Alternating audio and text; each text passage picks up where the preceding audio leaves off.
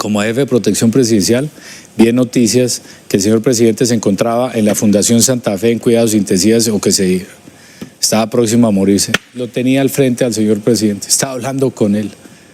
Y decía, Dios mío, ¿cómo es que generan tanta desinformación? Que si nos vamos a la época del 48, la desinformación causó una ola de violencia en la cual muchas personas se fueron y asaltaron ferreterías, cogieron machetes y asesinaron a otros. Muchas personas van a hablar mal de mí. Muchas personas van a decir que soy incapaz, que tal vez soy corrupto, que soy petrista, que soy de este partido. Y le dije, hijo, tú sabes quién soy yo.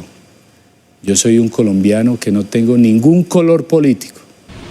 Y la autoridad se ejerce, Holman, es en el caso militar, o por el grado o por el cargo. Por ejemplo, en vuelo, pasa a menudo en la Fuerza Aeroespacial Colombiana, que uno puede encontrar un piloto que sea de grado teniente y el copiloto que sea de grado mayor, pero este teniente ejerce la autoridad en cabina en función a su cargo. Es más, puede inclusive eliminar de vuelo, si es instructor, a uno de más antigüedad que no surta eso. Para solucionar un problema hay que reconocerlo y hay que mirar los hechos crudamente, tal y como son.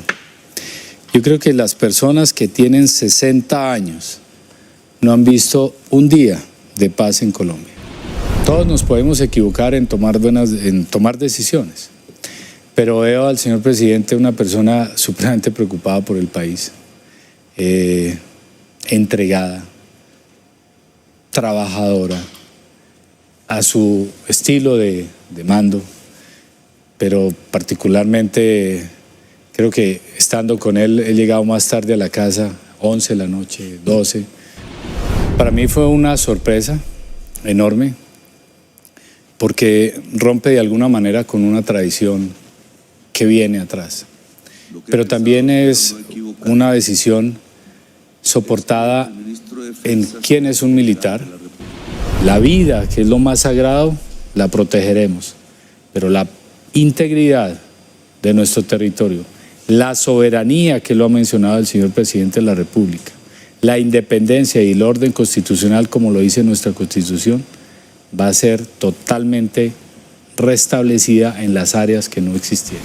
Para muchas personas, el nombramiento del nuevo ministro de Defensa cayó como un baldado de agua fría, porque no se esperaban que un presidente de izquierda o progresista y exguerrillero nombrara a un general en este cargo, y menos después de una especie de tradición que duró 34 años en la cual este cargo era ocupado por civiles, siendo el último uno muy apreciado por la gente y los propios soldados. Hablamos de Iván Velásquez. Por otro lado, una gran parte del público no solo respalda la decisión, por muy sorpresiva que haya sido, sino que también consideran que es una jugada maestra que reconoce a un hombre de la patria con toda la capacidad y experiencia para ejercer el cargo. Y aunque una de las críticas que se realiza es que se pasa por alto a otros generales con más experiencia y antigüedad, la verdad es que cuando se escucha al nuevo ministro parece que el tema de la antigüedad pasa a un segundo plano, porque en la entrevista realizada por Holman Morris en RTBC al nuevo ministro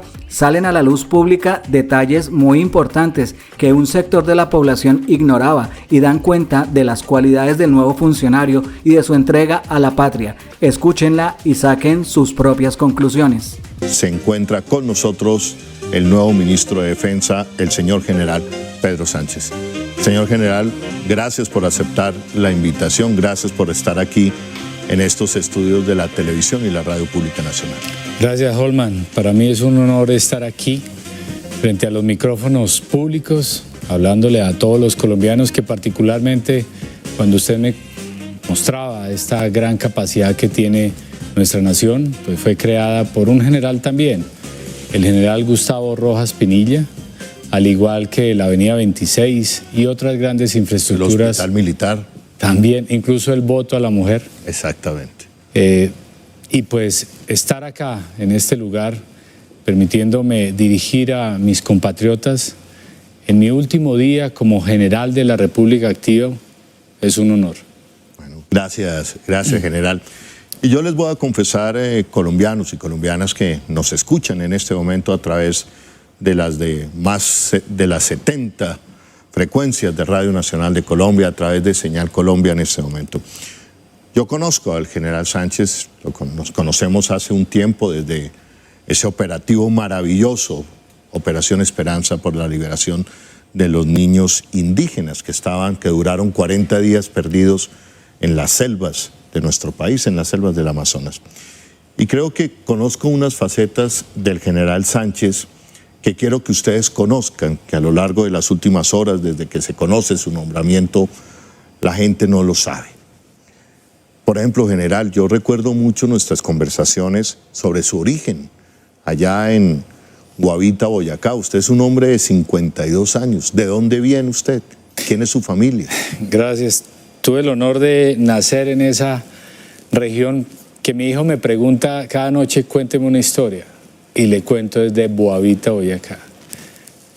En un lugar hermoso donde nació Pedro Arnulfo Sánchez Suárez. Junto a 4 hermanos y mis padres, mi padre que fue comerciante, mi madre que fue maestra, que fue docente, nos enseñaron que nacer pobre o rico no nos da derecho a ser ilegal. Más bien es una oportunidad que nos da la vida para servir. Y que también uno no decide dónde nacer, pero sí qué hacer con su vida. Y de alguna manera nos forjaron eso que dice San Ignacio de Loyola, ser más para servir mejor. Allá en Boavita, Boyacá, también estuvieron arraigados los guanes, unos indígenas valientes, y de alguna manera yo tengo sangre indígena también. Es más, indígena y sangre campesina. Total, y es un orgullo enorme, es un orgullo serlo, porque si no lo fuera así no me sentiría orgulloso de lo que soy. Pero también pues soy en este momento general de la República, que ya en pocas horas ya paso al retiro y paso a ser civil. Y eso me recuerda también que el 88% de los colombianos somos mestizos. Quiere decir que de alguna manera tenemos sangre indígena. Ajá. El general Sánchez está, en pocas horas, dejará su uniforme militar, un uniforme que lo ha acompañado más de 30 años, casi 32 años. ¿Es correcto, general? Hace 35 años, para ser más exacto, llegué a la Escuela Militar de Aviación allí en Cali y por primera vez me puse esta piel que me ha acompañado y me cubre este cuerpo por el cual solamente circula sangre tricolor del amor por la patria. Son 35 años de entregar absolutamente todo, porque nuestros soldados y policías sacrificamos privilegios, tiempo e inclusive la vida para que otros la tengan. Pero lo hacemos con mucho amor y no portamos las armas por gusto propio, sino por lo que defendemos con ellas. Y en esos 35 años he visto el horror del combate, he estado en ello, he perdido compañeros durante el combate, pero también he enfrentado situaciones que me han permitido superar la adversidad, que es muy seguramente este nuevo reto que tenemos en Colombia. Sí, general, quienes lo conocemos y quienes conocemos su trasegar como un hombre de fuerzas especiales, que eso, quienes hemos leído un poco de literatura militar o quienes hemos estudiado la vida militar, pues no es cualquier cosa. Y son hombres que se forman en la esperanza, en la resistencia y en la desgracia. Usted es creo que es el mayor de 4 hermanos. Soy el tercero. Somos 5 en la familia. Tuve también un hermano que fue el Teniente Coronel Luis Rodolfo Sánchez. Así es, él también fue militar. Y otro hermano que también fue militar en la Armada, Julio César Sánchez Suárez. Pero Luis Rodolfo tiene una característica especial que en este momento me está escuchando desde el cielo. Él murió en una operación militar defendiendo a colombianos que tal vez nunca le darán las gracias, pero que están vivos gracias a lo que hizo él junto a los 12 héroes que partieron en ese momento trágico para muchas familias y para Colombia. Y año y medio después murió mi madre. ¿De pena moral tengo? Sí, así es, de un dolor Creía yo que el alma no existía, pero cuando uno pierde un ser querido, creo que alcanza a percibir que sí existe el alma. Y luego, 2 años después, murió mi padre. Pero yo sigo aquí con las botas puestas. Su hermano, el teniente coronel Sánchez, también piloto de helicóptero, también un hombre de la Fuerza del Aire. Así es. Él fue mi cadete, yo le llevaba 2 años en la escuela y le enseñé que él es por lo que es, no por ser hermano mío. Y así se forjó y tenía unas capacidades enormes. Obviamente uno habla muy bien de la familia, pero alejándome de ese vínculo, un ser espectacular. Y partió en el 2012 cuando se despidió de su hija, de mi sobrinita Marianita. En ese momento tenía 4 años, y le dijo que volvería a jugar golosa después de esa misión. Nunca regresó mi hermano. Fue piloto de avión, pero sobre todo cultivó ese amor allá en Boavita por los boavitanos y por todos los colombianos que defendemos. Siguiendo esa misma línea, yo quiero contarle al país que nuestro nuevo ministro de Defensa, el nuevo ministro de Defensa de la patria, de la nación, pues un hombre que ha participado en un sinnúmero de operaciones especiales. Fue 4 años comandante de la Fuerza Élite, de las Fuerzas Armadas de Colombia. ¿Qué significa esto? ¿Qué es ser comandante de la Fuerza Élite, General Sánchez?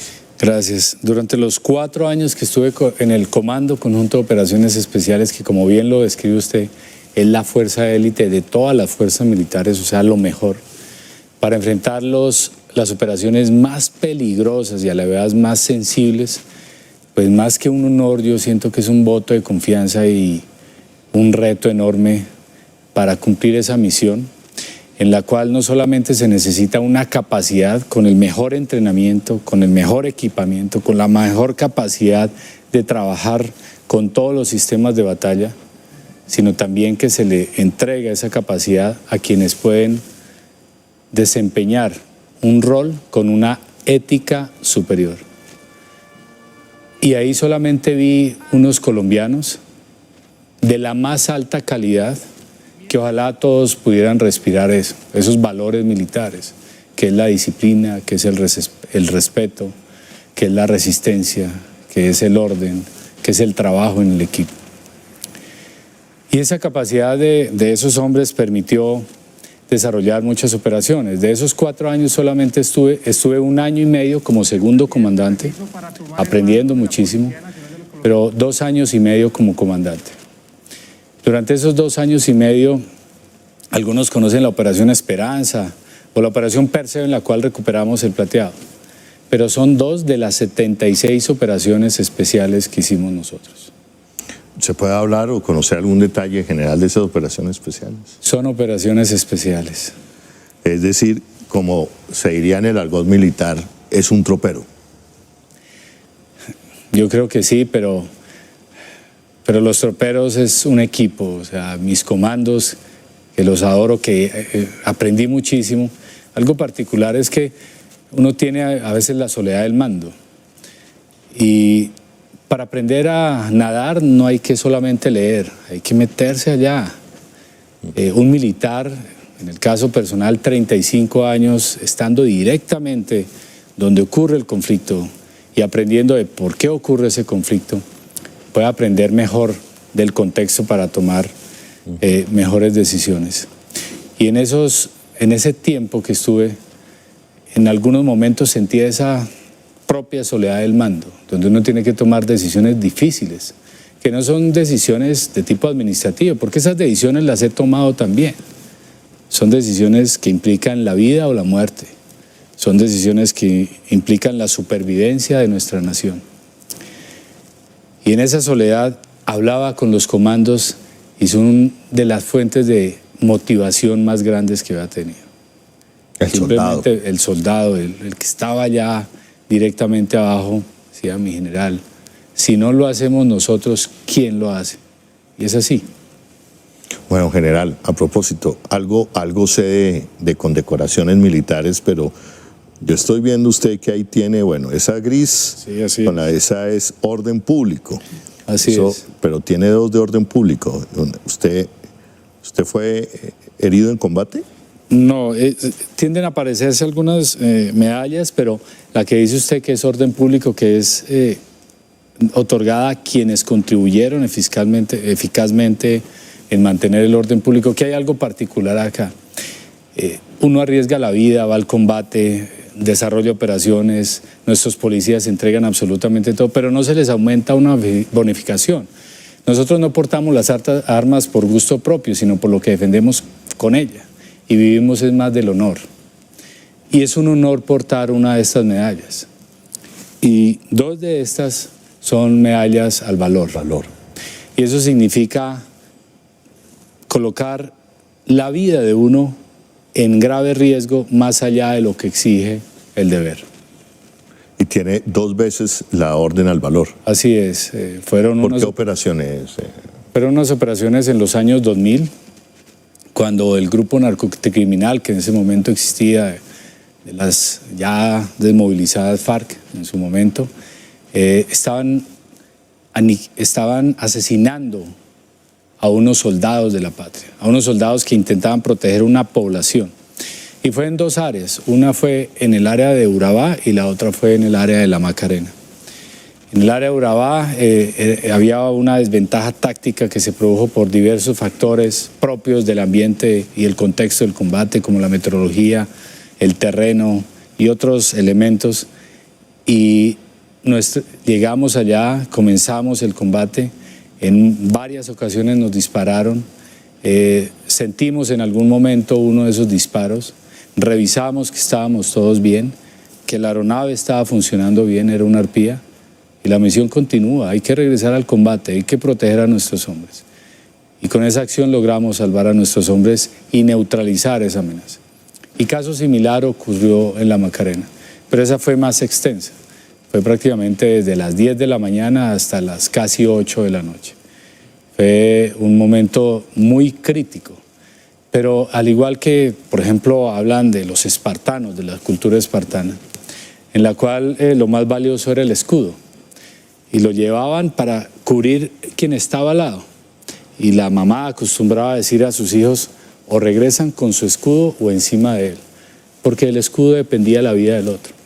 Y eso es lo que hacemos nosotros en esta vida militar y policial. Entregar absolutamente todo para que el otro esté a salvo. ¿Y usted era el piloto de esos, tengo entendido, eran arpías, helicópteros arpías, y usted era el piloto? Así es.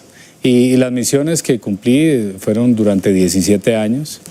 Y paradójicamente estuve también en una en el Catatumbo, que fue donde recibí un impacto. Afortunadamente, esa bala criminal de alguien que le hace daño al pueblo colombiano, porque qué beneficio les ha traído. Algunos hablan ahí de la revolución, etc. La revolución con las armas ocurrió hace más de 200 años.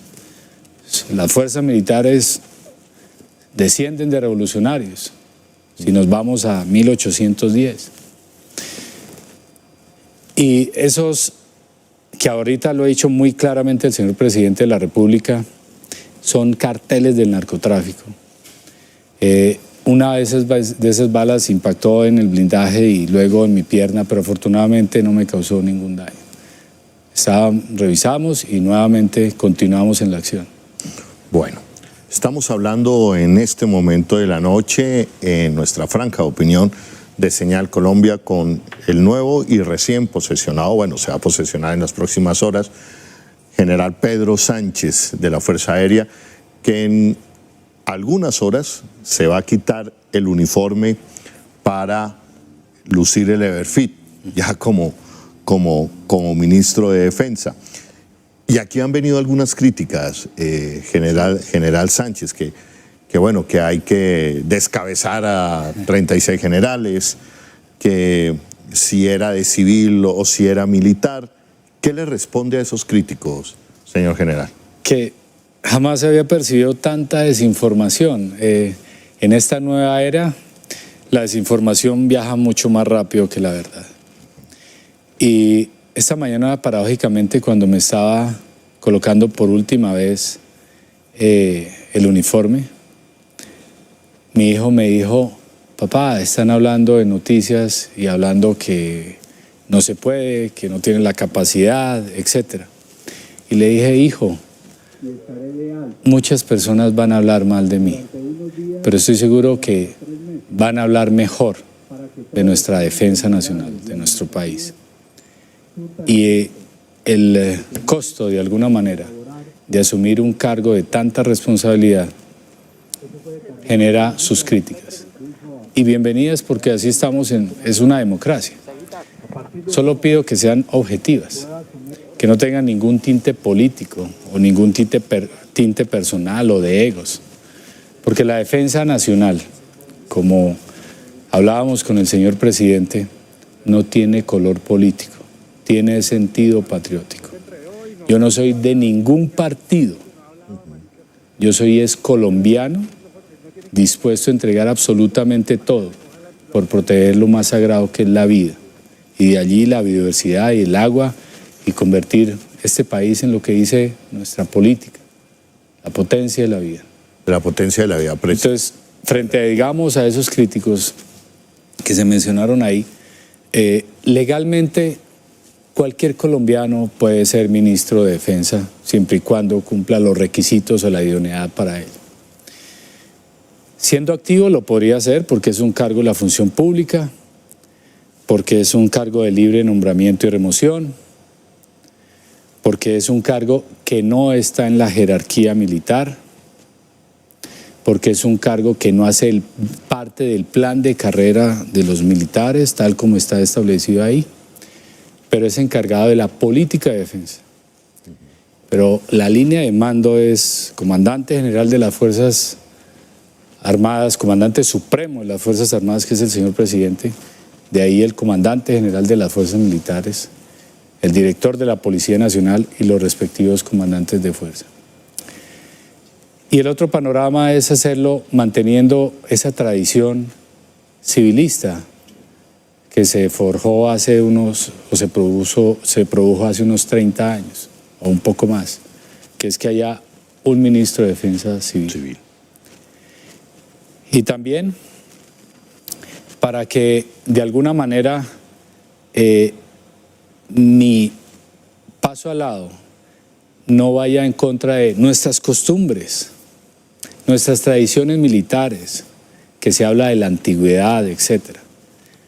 Y prima lo institucional sobre mis intereses personales.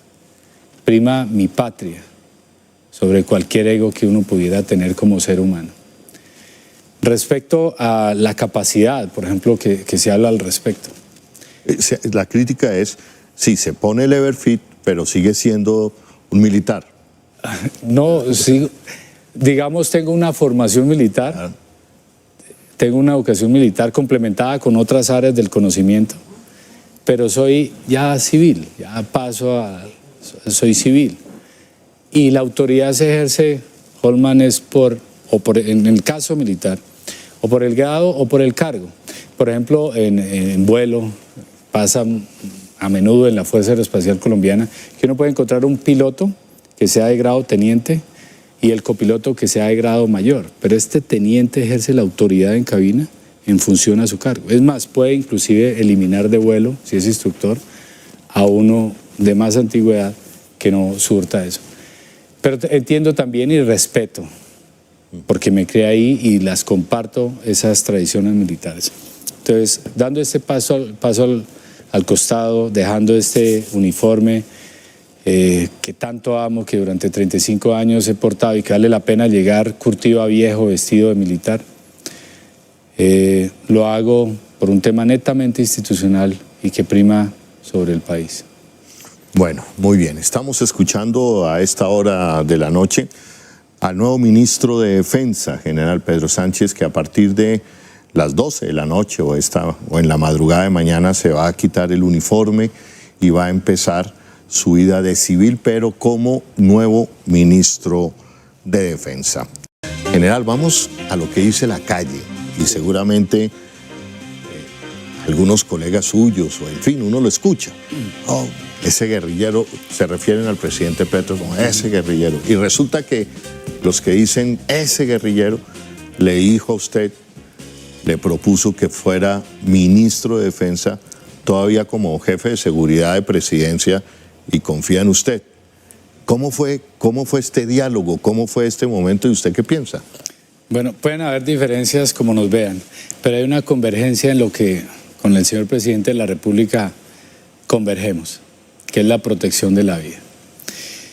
Y a propósito, pues quiero agradecer al señor presidente de la República por confiar en este soldado. Ya mañana paso al retiro ya de civil, en depositar sobre estos hombros la responsabilidad de garantizar la defensa nacional de los colombianos.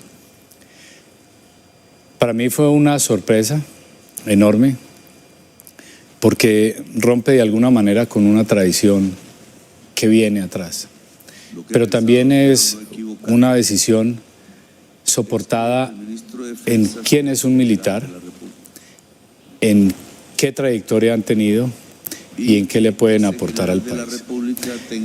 Ahí surge la pregunta de qué competencias debería tener un ministro de Defensa Nacional.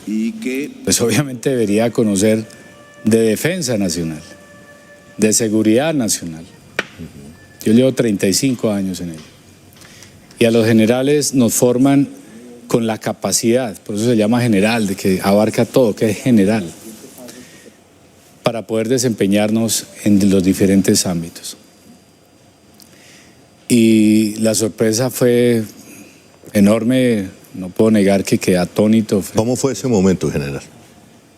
El señor presidente me preguntó mi apreciación sobre la situación de seguridad nacional. Se la di, le comenté que hay unos factores y unos actores.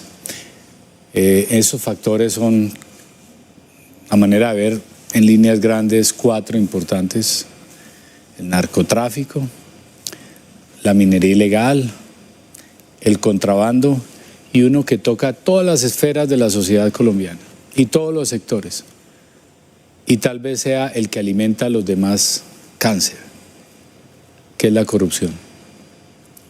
Y hay unos actores, si hablamos de esos actores ilegales, están los grupos armados organizados, el ELN, que ya se divide en 2, las extintas FARC, que ya están en 4, que se encuentran, que son solamente carteles del narcotráfico, y el Clan del Golfo, que es un cartel del narcotráfico muy grande, y que todas ellas suman aproximadamente, voy a decir una cifra muy, y tal vez exagerada, unos 25.000.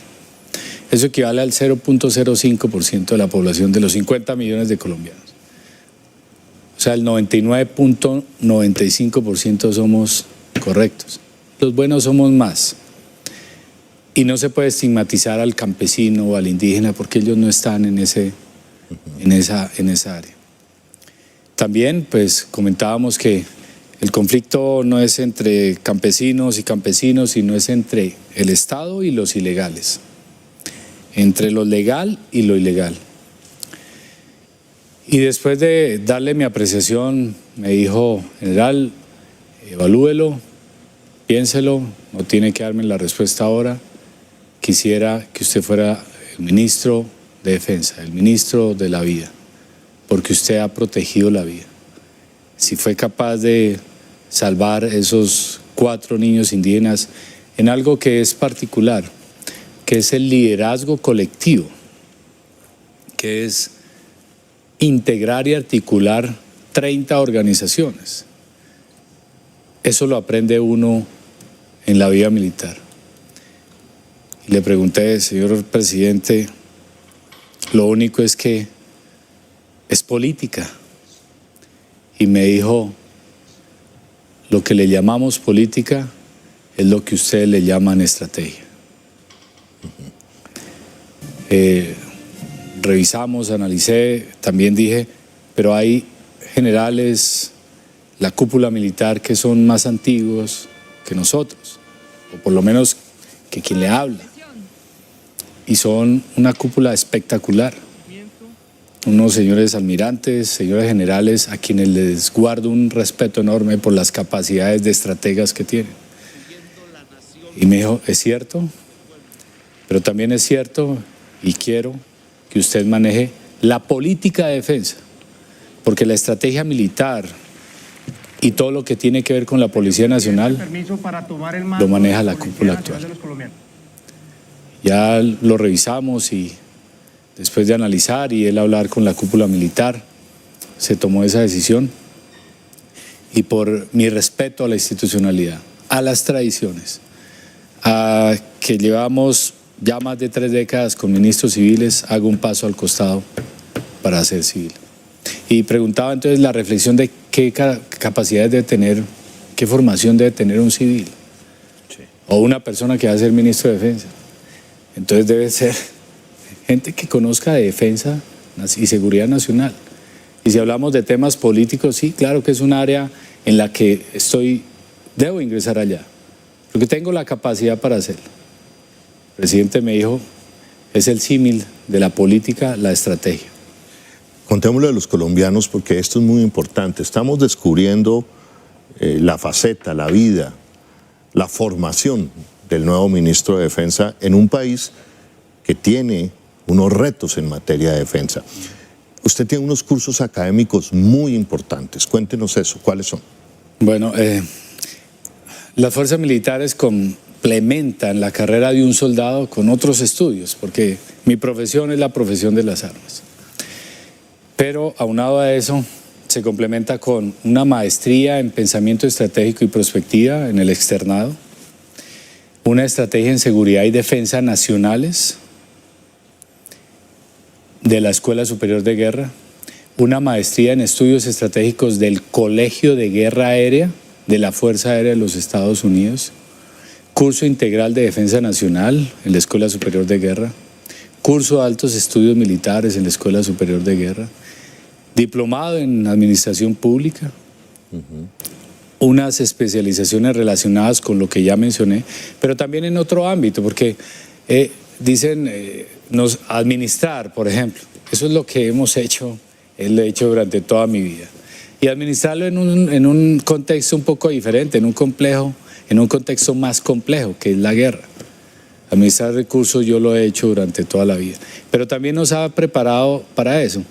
Entonces, cursos de alta gerencia y de desarrollo directivo en la mejor, o por lo menos desde mi concepto, escuela de negocios que hay en Colombia, que es el INALDE. Tuve profesores de Harvard, por ejemplo. También cursos en negociación de los Andes, diplomados en derechos humanos y otra serie de cursos propios militares. Ok, y además un hombre que, vuelvo, insisto en esto, que en la vida militar también es importante, un hombre que fue comandante 4 años de la fuerza élite de las Fuerzas Armadas de Colombia y un hombre que se ha mojado en el combate, en el terreno, un soldado también. Pero pasemos ahora en este momento a una frase que a mí me llamó la atención y que este estudio fue testigo de eso, señor general. Por allá creo que fue un 10 de junio del año pasado, 2023. Del 2023, del 12 de junio del 2023. Creo que ese día nos conocimos, ¿no sabemos? Sí, así fue. Cuando el señor general llega a estos estudios y nos presenta, creo que la foto está aquí, precisamente es aquí lo tenemos. Usted venía ese día con toda la Guardia Indígena, acababan de rescatar en ese momento a los niños perdidos en el Amazonas. Y el presidente de la República le da mucha fuerza a esto porque dice, es un general de la vida, y así lo presentó. En el marco de una nueva doctrina de seguridad que ha dicho el presidente, unas fuerzas militares para la vida. Y creo que es la primera vez que yo escucho a un presidente de la República decir, voy a nombrar a un general, ministro de Defensa, pero es un general de la vida. ¿Qué significa eso para usted, general? Significa afianzar el compromiso que tenemos los soldados y policías por nuestra patria. Es un juramento que hicimos a nuestro tricolor nacional y que lo hacemos permanentemente. pero que bajo este gobierno y con las directrices que hablando ya internamente con el señor presidente, muchos critican sin conocer y juega la desinformación en contra de ello. Por ejemplo, hago un paréntesis acá. Como jefe de protección presidencial, vi en noticias que el señor presidente se encontraba en la Fundación Santa Fe en cuidados intensivos o que estaba próximo a morirse. Lo tenía al frente al señor presidente, estaba hablando con él. Y decía, Dios mío, ¿cómo es que generan tanta desinformación? Que si nos vamos a la época del 48, la desinformación causó una ola de violencia en la cual muchas personas se fueron y asaltaron ferreterías, cogieron machetes y asesinaron a otros. Pero en este caso del tema de la vida, todos los días salvamos vidas y no es la primera vez que lo hacemos. La Operación Esperanza tal vez sea la más renombrada, pero cada día nuestros soldados están rescatando campesinos, nuestros amigos de la Armada, compañeros están rescatando náufragos, la FAC rescatando mujeres embarazadas en medio de la selva, nuestros policías en las noches rescatando personas en la calle, siempre protegiendo la vida. Pero darle ese significado tan alto, pues obviamente eleva el compromiso de la razón de ser que tenemos. Sí, ya no sé si decirle general, ministro, general, todavía general, con ese bello uniforme. Hoy estamos. General, pero el presidente ha dicho, nuestras fuerzas militares tienen que pensar en la doctrina de Damasco, tienen que pensar en que los nuevos retos de la humanidad son la migración, el cambio climático, que nuestros ingenieros militares son hombres que tienen que salir a construir de la mano del pueblo, de la gente, del campesino, del indígena, la carretera, sus puentes, y eso lo hemos visto en esta nueva visión. ¿Cómo va a fortalecer usted eso? ¿Cómo recibe usted ese mando? Bueno, ahorita hay una estrategia. Algunos dicen, es que no hay estrategia. La verdad, estrategia hay. Lo que falta son unos recursos importantísimos para darle vida a esa estrategia. Afectados por fenómenos o aspectos globales. Por ejemplo, el tema de la guerra Rusia-Ucrania prácticamente colocó los Mi-17 en tierra. Y ese era un helicóptero que se utilizaba para llevar comida, y ahora el Black Hawk que se utiliza para hacer asaltos, o se utilizaba para hacer asaltos aéreos, ahora es para llevar comida. Es casi como utilizar el Ferrari para traer el pan. Pero en este enfoque, en esta estrategia, el punto número 1 de esa estrategia que comenzó hace 2 años y medio dice protección de la población civil. O sea, eso siempre ha estado. Y si me voy un poco más atrás, ha estado. Es bueno, y ojalá haya en algún momento la oportunidad de explicar la doctrina Damasco, algunos dicen la doctrina del enemigo interno. Jamás se nos ha enseñado eso. Siempre ha sido todo enfocado a respetar lo que dice la Constitución y la ley. Pero obviamente el enfoque de nuestro presidente de la República, y hacia allá debemos apuntar, es a esa protección de la vida, de la biodiversidad, que ha estado en nuestros planes. Nosotros somos conscientes de ello, somos muy conscientes. Por algo, Holman, somos la institución que, si uno mira en la historia, que mejor índice de favorabilidad ha tenido.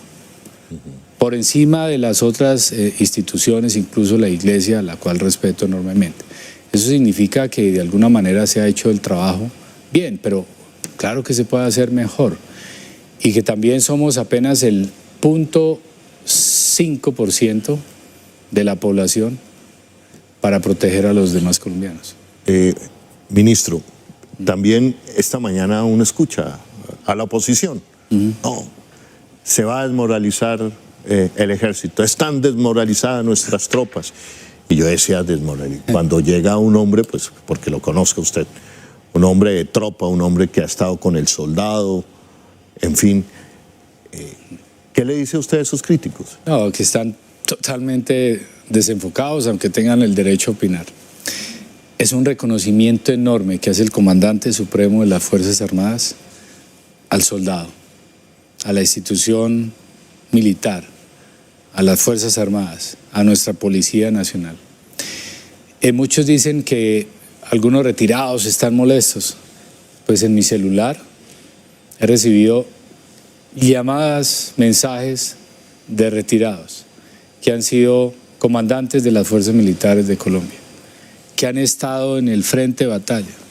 Solamente aquellos que han podido ver lo crudo de ella pueden dar una reflexión un poco más honesta.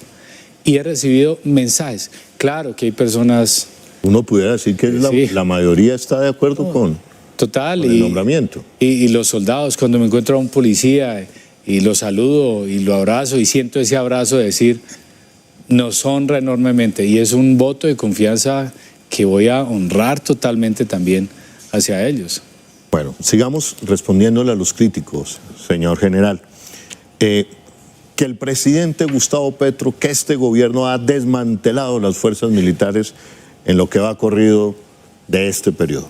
Yo lo que he visto ha sido una preocupación genuina por mejorar las condiciones de los militares. Es más, el señor ministro de Defensa hace 2 días, si no estoy mal, o ayer, estuve inaugurando un centro vacacional al soldado profesional en el Carmen de Apicalá. ¿Antes lo tenían? No. Es decir, esto es muy importante lo que usted acaba de decir. Bueno, yo he cubierto el conflicto, alguna vez me puse el uniforme también y sé lo que vive. Corrupción en las fuerzas militares es atentar contra la vida del soldado. Así es. Falta de una bota, de un radio con malas baterías, en fin. Pero yo he visto un gobierno que ha hecho un énfasis en dignificar la vida del soldado, la vida del suboficial, la vida del oficial. El ejemplo más claro, Holman, es el acceso a ser oficial o suboficial en nuestra Policía Nacional o en las fuerzas militares. Y era absurdo, yo lo veía absurdo hace unos años, que en una sociedad se preguntara quién está dispuesto a ofrendar la vida para defender la patria. Y levanta uno la mano y le dice, sí, pero tiene que pagar para estudiar y hacerlo. Y va a entregar todo, ¿qué le va a dar la patria a cambio? Y este gobierno entonces creó prácticamente la matrícula cero. Y eso permite que haya mayor inclusión. Y si hay algo que sea totalmente incluyente, son nuestras Fuerzas Armadas. Uno puede encontrar un microcosmos de lo que es Colombia. Así es. Encuentra indígenas, encuentra negros, encuentra blancos, mestizos de todos los niveles sociales. Entonces es una oportunidad que al contrario se le ha dado, no solamente ha dignificado al soldado, creo yo, en ese sentido, sino que también ha permitido que todos los colombianos hagamos parte de ello, porque finalmente la solución de este problema de seguridad, con lo que yo mencionaba de los factores, es un problema de todos los colombianos. Y hay un dinamizador, un catalizador de ese problema tan trágico que es la desinformación. Okay. A propósito de desinformación, usted y yo nos volvimos a encontrar preocupados por el plateado, allá en el cañón del río Moicay, que yo he recorrido hace unos años. Usted fue comandante de la operación Perseo, donde pudo volver a entrar la fuerza pública al plateado. Y allá dejamos nosotros una antena que hoy transmite la señal de Radio Nacional de Colombia. Y hoy evidentemente es uno de los retos permanentes. El presidente dice, hay que entrar al plateado, pero hay que entrar con la institucionalidad, con la oferta del Estado. ¿Cómo está viendo usted ese reto? Es un reto enorme, pero no difícil de cumplir, o no imposible de cumplir más bien. Es difícil, pero no imposible. Y para eso nos formaron a nosotros, para eso nos forjaron, para asumir retos grandes. La defensa de una nación no es un reto sencillo, es un reto complejo. Y lo podemos hacer sin lugar a dudas. Pero quiero aclarar que, digamos, la operación Perseo, nosotros como Comando Conjunto de Operaciones en ese momento, fuimos la punta de lanza, pero de una lanza grande. Fue comandada por el SECON 5 y por la Tercera División y otras unidades, pero la punta de lanza, los hombres que vieron ahí corriendo por las calles, enfrentando a los criminales y evitando cualquier afectación, que no se afectó absolutamente ningún civil durante el combate, eran comandos de las Fuerzas Especiales que le colocaron su pecho a la muerte para proteger las personas allá. Es un reto muy difícil, pero es fácil si nos ayuda la población del plateado. Son 8.000 personas que viven allá. ¿Qué mensaje les envía? En 1.886 casas. Que si nosotros estamos dispuestos a dar la vida para sacar el cañón del Micay adelante, ellos por favor nos ayuden en ello. En 2 vías prácticamente. La primera es que transitemos a esa mano amable que jamás había visto yo en la historia que yo conozco de un presidente de la República, donde les brinda absolutamente todo, donde le soporta la institucionalidad, que pueden haber problemas de articulación, etcétera, pero le brinda toda esa capacidad, que aprovechen esa capacidad para que hagan la transición a esa economía legal. Y la segunda, que nos ayuden a neutralizar los actores criminales que están allá. Cuando digo neutralizar es a desmovilizar o a capturar o a aplicar toda la contundencia y la capacidad militar a aquellos que intentan asesinar. Pero que finalmente allá en el Plateado, en lo que vi yo, que hablé con algunos pobladores, gente tan buena. O sea, los buenos son más allá. Al igual, o sea, serán 100 bandidos, 150 bandidos, pero de 8.000 personas que quieren salir adelante, esos cañones que creo que usted pudo apreciar ahí, es un espectáculo de paraíso, pero sembrados con coca, que a veces es bueno preguntarse, ¿y esa coca dónde termina? Tal vez uno diría, seríamos capaces de verle la cara o saludar a aquel papá que vio a morir a su hijo por una sobredosis. Señor general, pero también estamos claros, y usted lo acaba de insinuar, de un gobierno que cambia la estrategia. Es decir, yo tengo esta lectura. Un gobierno que no dice que en esas zonas apartadas del país, en esa otra Colombia, no es solamente la oferta, no puede ser, y la responsabilidad no puede ser solo y exclusivamente de nuestras fuerzas militares, sino son la punta de lanza de una lanza muy grande. Por eso el presidente o este gobierno ha dicho, le tenemos que dar la oportunidad a ese campesino que siembra coca, primero no es un terrorista ni es un delincuente, pero necesitamos llevarle las carreteras, las escuelas, los hospitales. Así es. Y ese planteamiento nosotros lo hemos hecho siempre en toda la instrucción militar. O sea, si uno mira las estrategias o los planes de guerra o de campaña anteriores, siempre tiene ese componente de acción integral o acción unificada del Estado. Sin embargo, en este gobierno siente uno que coge mayor fuerza. ¿Lo siente, general? Total, él lo mueve hacia allá. Pero eso no significa, y jamás nos ha dado la orden, de no afectar. Es más, nos exige plenamente, oiga, actuemos ahí. Pero eso ocurre en un recinto cerrado, en una discusión cerrada. Claro. Pero exige a nuestra cúpula militar. Y cuando fui comandante del SECOES sentía que exigían esos resultados, porque uno no puede simplemente, los hechos deben hablar más que las palabras. Ahora, bueno, usted que ha sido un hombre que ha recorrido este país, producto del conflicto, que conoce este conflicto, yo estoy en desacuerdo con un tema. Han venido planteando, señor general, que este país está incendiado. Bueno, yo reconozco que hay, digamos, una situación humanitaria en el Catatumbo, hoy hay una amenaza en el Chocó, tenemos a Cauca, pero recuerdo gobiernos anteriores como periodista también recorriendo los mismos confinamiento en el litoral pacífico, confinamiento en el Urabá, de comunidades indígenas, comunidades negras. El Catatumbo en su momento, al hacer trizas el acuerdo de paz, se le entregó, bueno, este gobierno llega con una oferta institucional, la universidad, el pacto por el Catatumbo, tenemos la situación de Chocó. ¿Es así de grave esta situación como la están diciendo algunos, sin desconocer que hay una crisis humanitaria en el Catatumbo, pero que esa sea la más grave de la historia de Colombia? Para solucionar un problema hay que reconocerlo y hay que mirar los hechos crudamente, tal y como son. Yo creo que las personas que tienen 60 años no han visto un día de paz en Colombia. Si hablamos de la guerrilla del ELN, bueno, la guerrilla no, el cartel del narcotráfico del ELN, el cartel del narcotráfico de la Segunda Marquetalia, del Estado Mayor de Calarcado, de Mordisco, del 57, y ahora que se desarrolló el Clan del Golfo, nunca han tenido un día en Nuestro paz. caso. Que es nuestro caso, nosotros no lo hemos visto.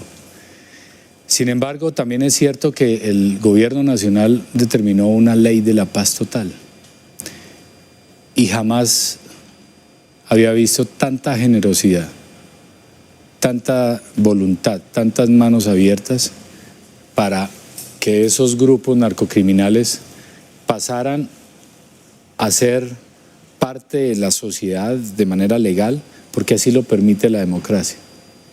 Jamás había visto tanta bondad puesta sobre la mesa. Pero esa bondad fue traicionada, porque su enfoque o su naturaleza es netamente criminal de estos grupos. Ellos no pelean por un ideal revolucionario, es por un negocio de la droga. Entonces uno encuentra que en Arauca se pelean, la FARC y el ELN, pero en el sur de Bolívar entonces se alían para atacar el Clan del Golfo y en otras áreas se pelean, etcétera, como lo que está pasando allá. Y en ese paso en el cual se dijo que no se adelantaran operaciones ofensivas contra los grupos que estaban haciendo esas negociaciones, pues obviamente por debajo de la mesa le jugaron sucio, no al presidente de la República, a los colombianos, a la gente del Catatumbo, a la gente del Cauca. Traicionaron a Colombia y claro, aumentaron su poder criminal. Y por otra parte, pues la fuerza militar, para garantizar ese ambiente de negociación, fue de alguna manera, se perdió de alguna manera parte del control territorial que antes se había ganado. Entonces la estrategia de alguna manera apunta a recuperar ese control territorial. Pero esta crisis no, yo he visto peores, y quienes han pasado por acá y militares retirados que yo conozco, sé que estuvieron en una época peor y la dejaron o mejor o en algún caso peor por las condiciones que han sido. Pero es algo de lo cual, o algo que tenemos que solucionar más bien nosotros. O sea, para eso estamos acá y el gobierno nacional, el señor presidente dice, bueno, vamos a solucionar esto con esa estrategia. Hay gente que olvidó esos terribles desplazamientos en Pavarandó, Pavarandoncito, allá en Chocó. Bojayá. O no se acuerdan cuando atacaban un municipio Miraflores, terrorista, la toma de Miraflores, casi uno cada día. La toma de Las Delicias. No, es absurdo. Yo comparto con usted, señor general. El señor general tiene 52 años, se ve más joven. Yo voy a cumplir los 57 años y efectivamente hemos luchado, ustedes de su oficio, nosotros desde la comunicación, que también es parte importante para el entendimiento entre los colombianos, por lo menos yo la veo así, una comunicación y un periodismo para que se puedan entender los colombianos, para que podamos entender los grandes problemas sociales, políticos, culturales de este país y en la medida en que entendamos a través de la comunicación, entendamos qué es, en qué país vivimos. También tengo que reconocer que un acuerdo de paz disminuyó el conflicto. Ya no veíamos un hospital militar lleno de soldados con amputaciones. Sin embargo, haber hecho trizas la paz sí ha tenido un costo. Pero, señor general, a esas personas que dicen que también a uno le duele, pues a mí me duele. Y no pretendo que todo el mundo piense como yo. Pero los hechos, decir que este gobierno le está entregando el país a la criminalidad. Usted que ha portado el uniforme, que ha combatido la ilegal, ¿qué siente cuando le dicen eso? No, entregar el país a la criminalidad es traicionar a la patria y eso jamás está en la mente de un policía o de un militar. Y menos por lo que he conocido al señor presidente en cabeza de él.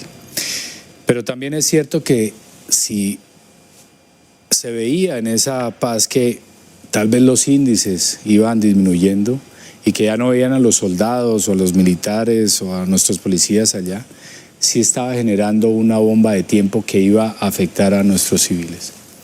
Y por ejemplo vemos el problema tan delicado ahí en el Catatumbo. O sea, 50.000 personas desplazadas por un grupo narcocriminal o lo que pasó en el Cauca. Yo quiero recordar para qué estamos nosotros. Nosotros somos el escudo protector de la población. Que las balas nos impacten en nuestro pecho, porque es una convicción.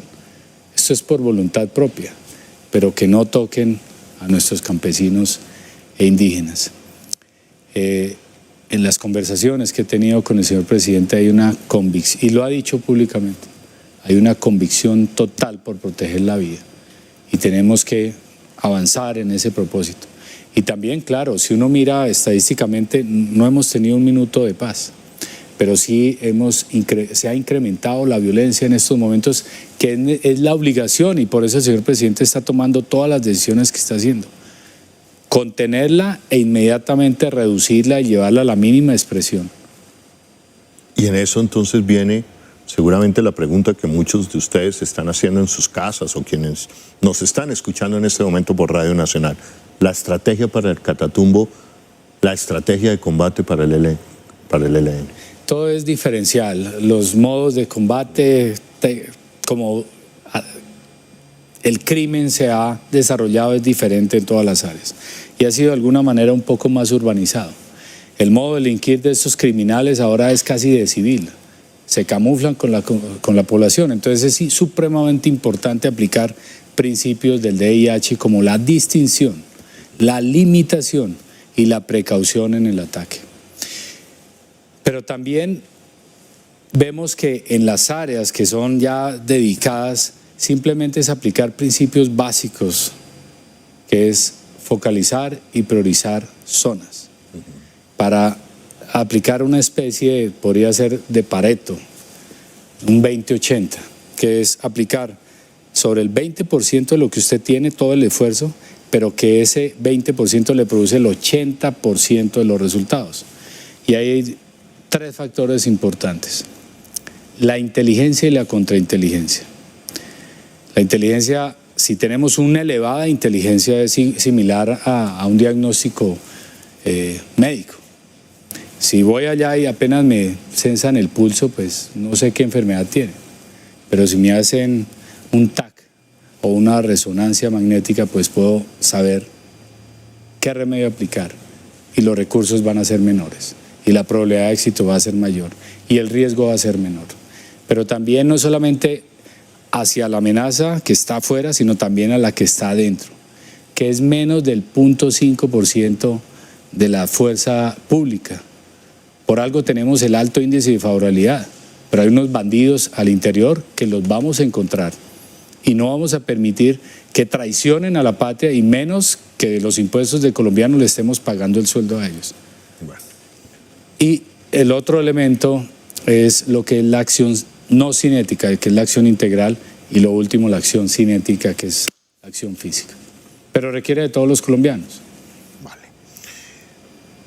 General, antes de posesionarse o ya estar su mentalidad pensando como ministro de Defensa, usted era el hombre encargado de la seguridad del presidente de la República. Y yo he sido testigo de algunas escenas donde usted ha estado ahí al lado del presidente en estos últimos 17, casi un mes. Usted lo ha podido conocer, lo ha podido ver. ¿Qué impresión se lleva? Una impresión muy diferente a la que muchos detractores dicen. Todos nos podemos equivocar en tomar decisiones, pero veo al señor presidente una persona supremamente preocupada por el país, entregada, trabajadora, a su estilo de mando, pero particularmente creo que estando con él he llegado más tarde a la casa, 11 de la noche, 12, porque está laborando, está atendiendo, está solucionando problemas, está decidiendo, tomando decisiones difíciles. Un ser humano que se le percibe el amor por su patria, por su país, una persona que está dispuesta a entregarlo todo, una persona también que respeta la democracia y que sabe que ya nos queda poco tiempo en este gobierno bajo el mando de nuestro actual presidente, y que su afán no es más que entregar un país mejor, un país donde sea lo más espectacular para vivir. Muchos detractores sabrán, y era particularmente lo que hablaba con mi hijo esta mañana, que muchas personas van a hablar mal de mí. Muchas personas van a decir que soy incapaz, que tal vez soy corrupto, que soy petrista, que soy de este partido. Y le dije, hijo, tú sabes quién soy yo. Yo soy un colombiano que no tengo ningún color político y que mi único deseo es que el último respiro que tenga en esta vida es porque estoy tranquilo de haberlo entregado todo por lo que más amo, que es nuestra patria. Señor general, con esa visión que usted tiene, que ha compartido con el presidente le informó a los colombianos que había sido detectado un nuevo plan para asesinarlo, que habían unos misiles, que se habían detectado una compra de unos misiles para derribar seguramente el avión presidencial. ¿Qué información tiene al respecto? Bueno, el señor presidente tiene prácticamente 4 cargos importantes. Primero, es el comandante supremo de las Fuerzas Armadas. Eso quiere decir que lo convierte en un objetivo militar.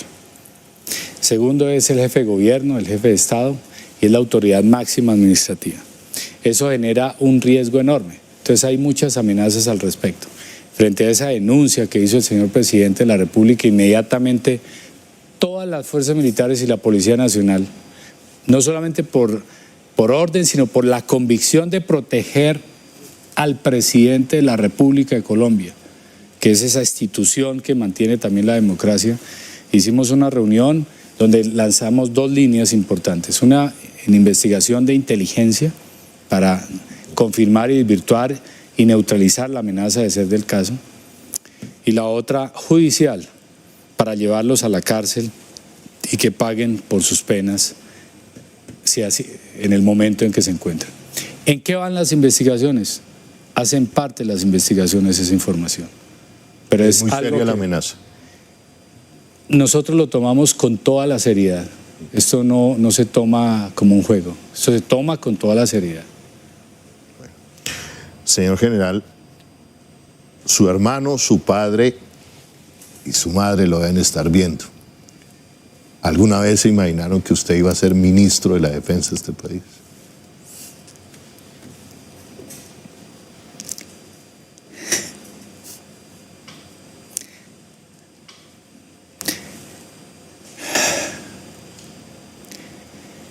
Ellos no se imaginaron los cargos que iban a tener, que iba a tener yo, pero sí se imaginaron que iba a ser un buen colombiano y que iba a ser digno de haber sido su hijo y su hermano.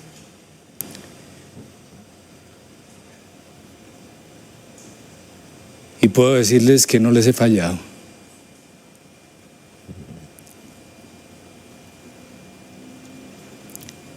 Para terminar, ministro, porque sé lo que le ha tocado y sé y valoro mucho a aquellos hombres que han dejado su piel en el combate por un país mejor, por un país donde todos los colombianos quepan. Yo siempre he dicho, todos los colombianos, unos más que otros, hemos sido víctimas de este conflicto, unos en mayor grado, otros en menor grado, pero el sueño es que usted sea el ministro de la vida, señor general. Sin lugar a duda, voy a entregar absolutamente todo, porque así sea. Cada mañana me levantaré para entregar todo, pero sobre todo lo mejor de mí. Y eso es lo que harán y lo que hacen, porque esto no es nuevo. Cada policía y cada soldado de la patria. Esto lo podemos sacar adelante. No podemos dejar una mancha de vergüenza en la historia de Colombia como aquella nación que no fue capaz de superar un conflicto de más de 60 años y que tal vez llegó a un siglo de muerte y violencia, que paradójicamente el presidente lo podría comparar con los 100 años de soledad. Señor general, usted en este auditorio aquí hace casi 2 años ya, ¿sí? Me enseñó una frase.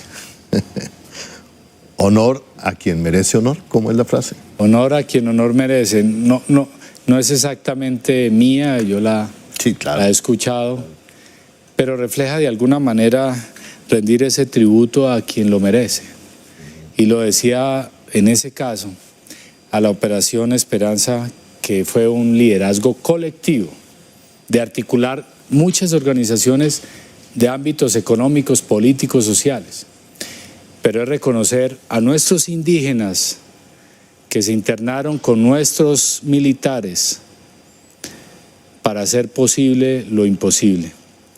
Y allá en los rincones, no aquí en la 26, allá en el Catatumbo, allá en el Chocó, allá en el Cauca, en los sitios donde ha ido un soldado y que entiende mejor lo que ha pasado, es donde estaremos para solucionar el problema. Porque para eso es que estamos nosotros. La vida, que es lo más sagrado, la protegeremos, pero la integridad de nuestro territorio, la soberanía, que lo ha mencionado el señor presidente de la República, la independencia y el orden constitucional, como lo dice nuestra Constitución, va a ser totalmente restablecida en las áreas que no existieron. Bueno, señor ministro de la Vida, prefiero decirle así, ojalá que ahora en adelante los colombianos y las colombianas y nuestras tropas, nuestros queridos soldados, suboficiales, oficiales de las fuerzas y de la policía, lo llamen a usted el ministro de la Vida. Honor a usted y a sus hombres. Honor a todos ustedes, a todos los colombianos, que vamos a construir un mejor futuro. La oportunidad de hacerlo la tenemos. Tenemos la capacidad, pero sobre todo tenemos el activo más valioso, ese intangible que se llama voluntad, para convertir nuestro país como la potencia mundial de la vida. Bueno, muchísimas gracias, señor general.